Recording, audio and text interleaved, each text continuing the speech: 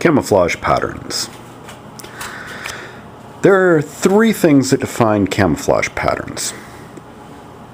One, their colors. Two, their shapes. Now these are all internal to the camouflage patterns themselves. The third thing that defines camouflage patterns is three. What environment are they meant to be used in? That's entirely external. Now as we look around the bed here, this is not an all-inclusive. This is a random sampling of various camouflages. Trust me, there's more camouflages than we have room on the bed for. You have different shapes and different colors.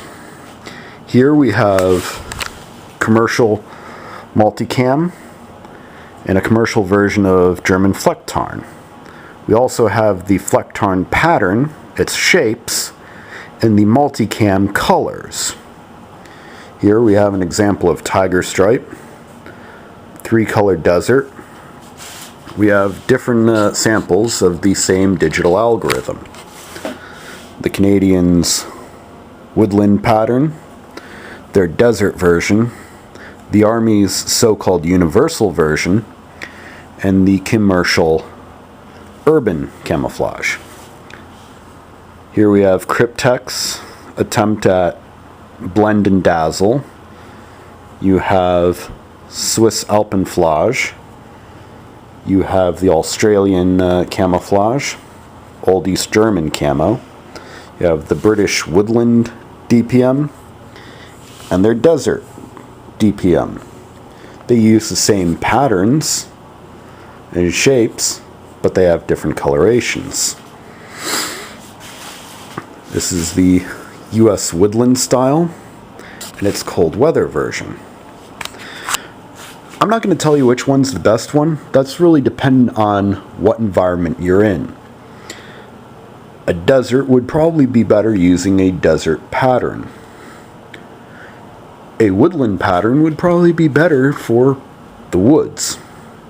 Of course, if you're in an environment such as this, you may want a big white quilt. But the problem is, a lot of people keep coming back to this idea. Urban camo. Urban camo really doesn't work. At least not like that. The basic idea behind camouflage is false recognition. Trick the observer into thinking they are seeing something else. Either branches, trees, woods, this or that. Something that they are expecting to see that isn't you. Or isn't a threat. Which leads me to the following idea. As an example of urban camouflage, I guarantee you, you will get around the city of Boston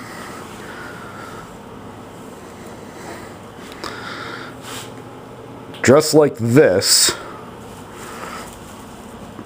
a whole hell of a lot easier than you'll get walking around dressed like that. And if you had a Steelers jersey, you could pretty much walk through Pittsburgh no problem. New York Rangers jersey, doesn't matter. The idea is to blend into the environment that you're trying to operate in. That stands out. So-called urban patterns don't really work because they're meant for the urban rubble after the fact, not during an actual urban operation. So, if you want real good urban camouflage, find the local sports team and get a jersey. You can walk through there no problem. If you want to blend into the woods, I got some suggestions, but you're really going to have to take a look at the woods you're trying to blend into, because that's going to affect how effective you are. So remember, I'm not going to tell you which one to go with, but the colors, the shapes, and what is the intended environment.